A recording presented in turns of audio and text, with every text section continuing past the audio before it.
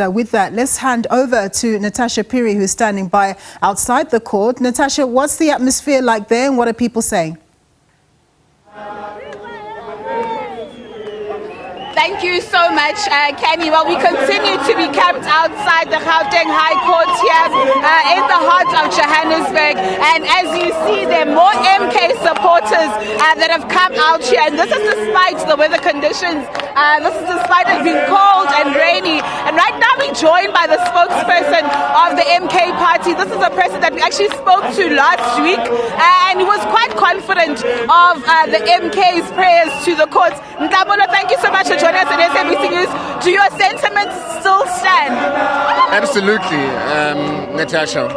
As we've always said, the IEC's application of Section 47(1)(e) is totally out of reach.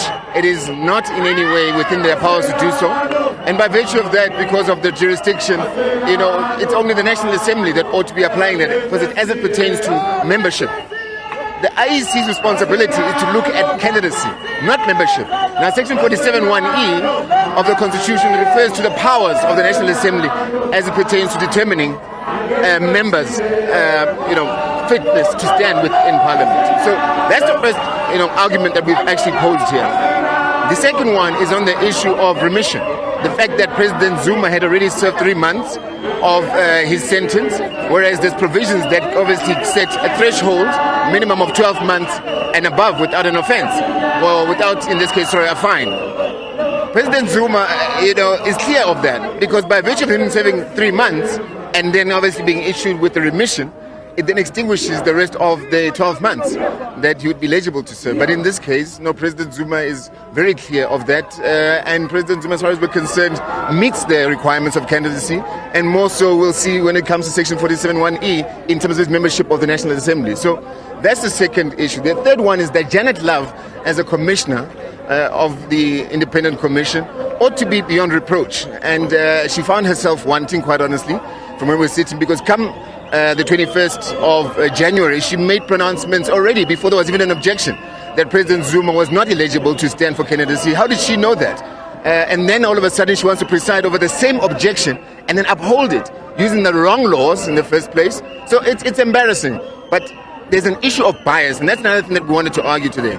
The IEC is not now, quite honestly, just by virtue of its activities and how they've handled this matter, there's quite a lot of bias, especially on the end of Janet Love. She ought to have recused herself before actually being involved in the upholding of that objection.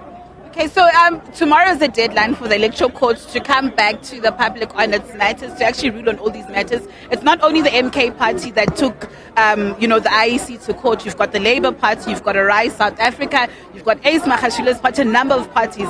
Tomorrow is the deadline. But if the IEC comes back and says, listen, we're upholding the IEC's objection, what then happens? One thing that you've emphasized last week when we spoke to you is that at the end of the day, one thing that is crucial is that MK will be on the ballot box. MK is on the ballot box. Let's start there. Mbalula's attempt to try and deregister that fell flat on his face. On the issue of the infringement of the trademark, we're quite confident we'll win that too, as is the case with what we're seeing here. So, we're not concerned about President Zuma being on the ballot box. By virtue of MK party being on the ballot box, President Zuma is on the ballot box. And that's just the reality. And they can never stop this revolution. This is a revolution. As you can see, people are behind this revolution. You cannot stop using court cases. It is a fact. It is real. It is here. So you'll accept whatever outcome tomorrow? We will deal with the outcome accordingly, and we'll follow whatever processes that are available to us. But as it stands, we're confident that there is nothing that's going to stop us. We are going to win this case as we've won other cases. Moving forward, I know you call your People's Manifesto the People's Mandate. Yes. I think a lot of South Africans are keen on knowing when will this actually happen. There was a false circulation that actually circulated. You've labeled that as fake news. But just tell the nation through SABC News, when is your manifesto and when can people expect it? I'll tell you what, that announcement will be made this week. It's informed by... Why can't you tell us now? You're at SABC News. A million of people are watching. Our members know. They know a lot about discipline. They know that we don't just talk to the media and just make pronouncements like Janet Love makes pronouncements. We make pronouncements off the back of decisions that are disciplined, of the disciplined meetings. So at this week, before the end of this week, you'll know. But what I can say is that it will happen before the end of April, because this month is very important. On the 6th, as at this weekend, that's when our problem started. When, in this case, Jan van Riebeck arrived on the 6th of April in 1652. When, in this case, Comrade Chris Hani was murdered in this month. Comrade Oartambo passed on in this month. So this is a very important month for us. Come Freedom Day, we will see what happens. Maybe the People's Mandate will be on that day. Who knows? Where? Johannesburg, indeed.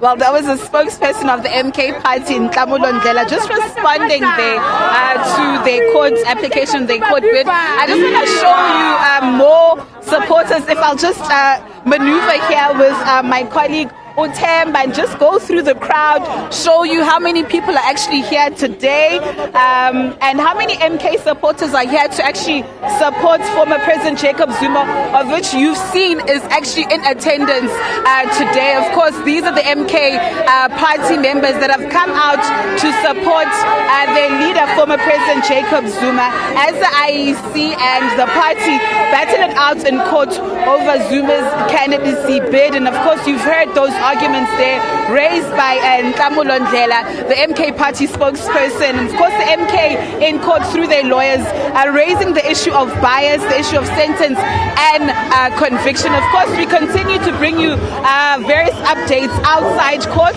Of course, as you saw, my colleague Kani Mapanga is inside with these updates here outside court, and of course we continue to remain camping here. The expectation is that at the end of the day, former President Jacob Zuma will be addressing these members, and of course we'll keenly wait for that. Hopefully it won't rain later on, but of course I am still outside here, camped here. But that said, it's back to you in studio. Thanks very much, my colleague there, Natasha Phiri, who is outside the Johannesburg High Court, where the Electoral Court is hearing the matter of the MK taking issue with its decision about former President Jacob Zuma.